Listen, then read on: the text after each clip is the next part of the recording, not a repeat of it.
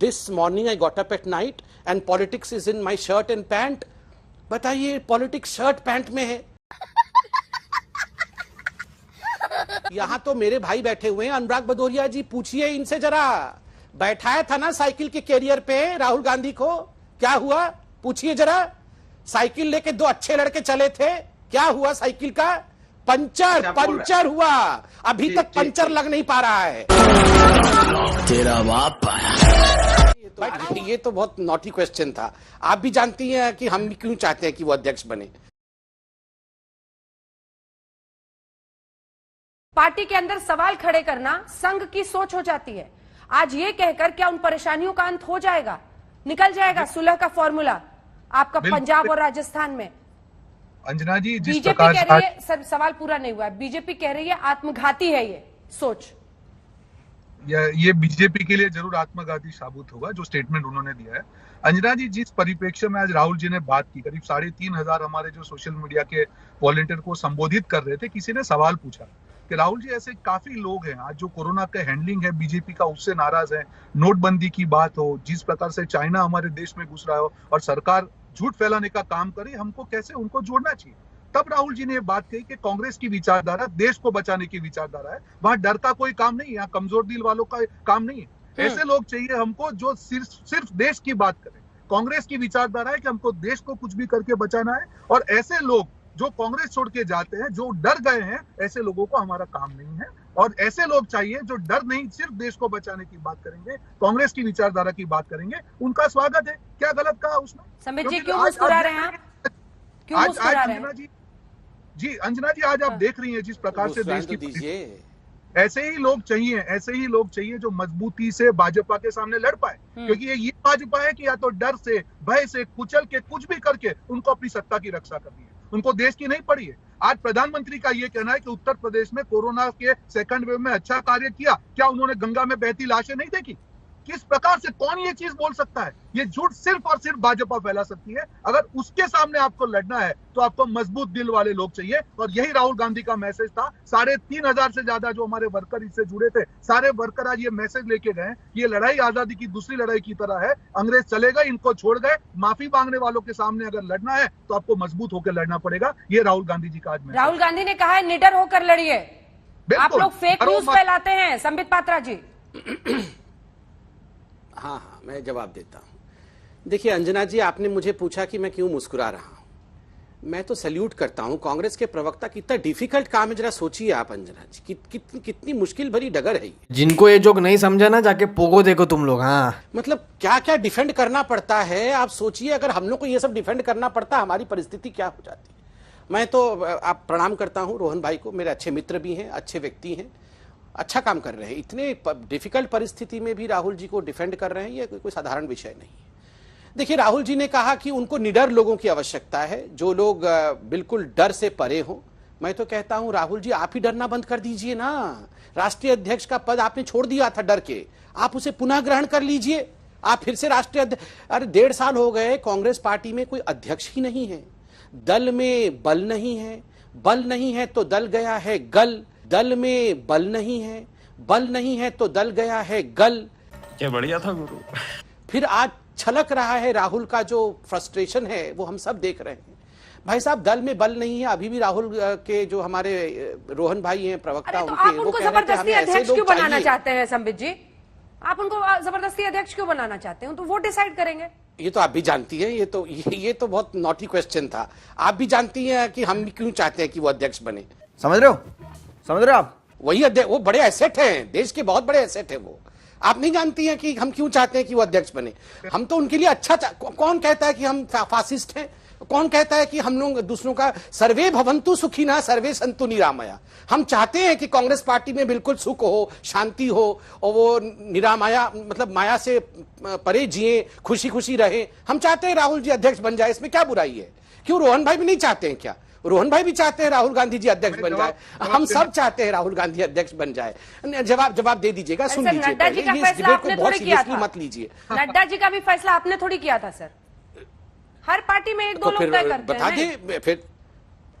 नहीं, ठीक बात है अंजना जी, अगर मेरे से गलती हो गई, मैंने राहुल गांधी को प्रपोज कर दिया कि आप बन जाइए अध्यक्ष, तो अभी रोहन जी गलत कर दे, उसको बोल दे कि नहीं ऐसा नहीं हो सकता है, हमारी वर्किंग कमेटी तय करेगी, राहुल गांधी उस लायक नहीं है, बता दे मेरे को, क्या मैं विड्रॉ कर लूंगा, मैं फिर बोलूंगा नहीं सोनिया गांधी को कंटिन्यू करने दीजिए, हम क्यों ऐसे करेंगे। देखिए ऑन अ सीरियस नोट, वैसे ये सीरियस डिबेट है नहीं, राहुल गांधी अकेले रह जाएंगे तो वो गीत है ना, अभी मजा आएगा ना भिड़ो। 3 बज गए पार्टी अभी बाकी है, इनके यही होने वाला है, हर्ष इनका यही होने वाला है, 3 बच गए हैं पार्टी अभी बाकी है। और वो 3 कौन है आपको पता है, सोनिया जी, राहुल जी, प्रियंका जी, ये 3 बच जाएंगे, पार्टी फिर भी इनकी बाकी रहेगी। और आप ताक लगाए ये संग बैठे संग कि कर कौन रहे हैं, कौन ये घुसा संग के का इधर आ विषय जाए। नहीं है। और आप ताक लगा के बैठे हुए हैं, सचिन पायलट। अच्छा सिद्धू जी को वापस लेंगे क्या अगर वो आते हैं? अब पूछ रही हूँ बस ऐसे।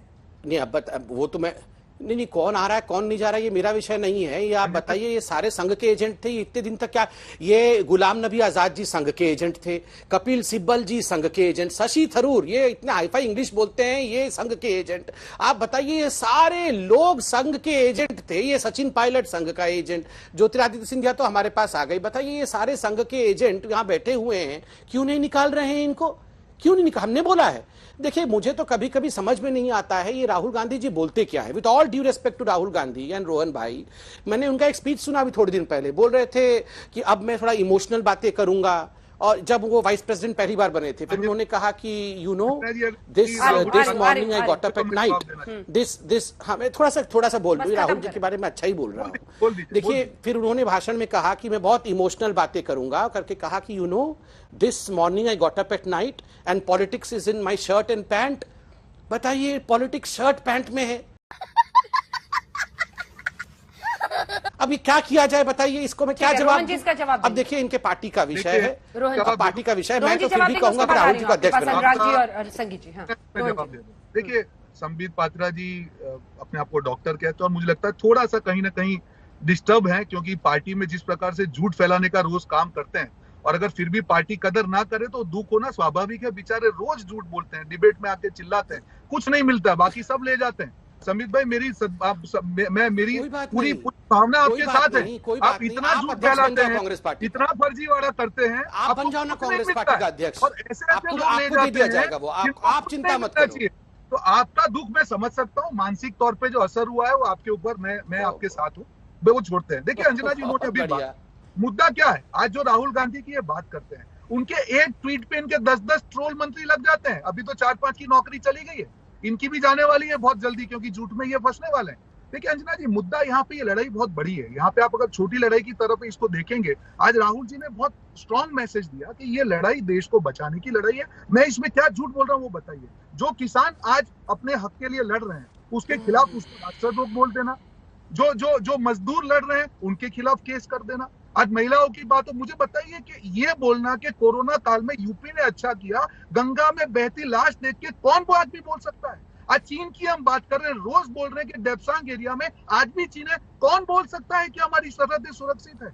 आज जो आंकड़े आ रहे हैं हमारे अर्थतंत्र के, पूरी तरह हमारी इकोनॉमी खत्म हो रही है, कौन बोल सकता है अर्थतंत्र अच्छा काम कर रहा है। लोकतंत्र की बात हो, अर्थतंत्र की बात हो, हर जगह पे सिर्फ अपनी सत्ता के बल से आवाज को, लोकतंत्र की आवाज को कुचलने वाले क्या 2-4 नेता ले जाके अपनी सत्ता, इस बात में तो दम है ना संबित जी, इस बात में तो दम है ना कि आपके सत्ता में रहते हुए आपका प्रचार तंत्र विशाल है।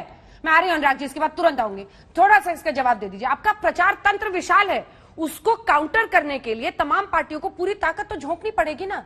देखिए अंजना जी मैं जवाब देता हूं। अभी कांग्रेस के प्रवक्ता ने कहा कि देश की स्थिति बहुत खराब है, अर्थस्थिति बहुत खराब है, चीन भी हिंदुस्तान में घुस आया है, इतनी खराब स्थिति हिंदुस्तान की है, उसके बावजूद कांग्रेस पार्टी उभर नहीं पा रही है, उसके बावजूद कांग्रेस पार्टी लोगों को कन्विंस नहीं कर पा रही है। सोचिए जरा कांग्रेस की हालत क्या है। मान लेते हैं देश की स्थिति बहुत खराब है, तो ये कांग्रेस पार्टी कर क्या रही है, या ये मोदी जी का काम है कि कांग्रेस को सुदृढ़ करना, कांग्रेस को एक अध्यक्ष देना, राहुल गांधी जी का ट्यूशन लेना और राहुल गांधी जी को निडर बनाना, ये मोदी जी का काम है क्या? अंजना जी आप बताइए। उनका सुख है मेरा सुख है, उनका दुख है मेरा दुख है। ये इनका प्रचार तंत्र कैसा होगा, बहुत अच्छा प्रचार तंत्र इनका होना चाहिए, ये बहुत निडर होने चाहिए, ये जाके प्रदर्शन कैसे करने चाहिए। आप ये मोदी जी और अमित शाह जी इनकी क्लास लेंगे, नड्डा जी इनको बुला के समझा। देखिए मैं तो बीच में बिल्कुल नहीं बढ़ता, 10 सेकंड सुन लीजिए, 10 सेकंड प्लीज प्लीज धीरज रखिए, धीरज रखिए।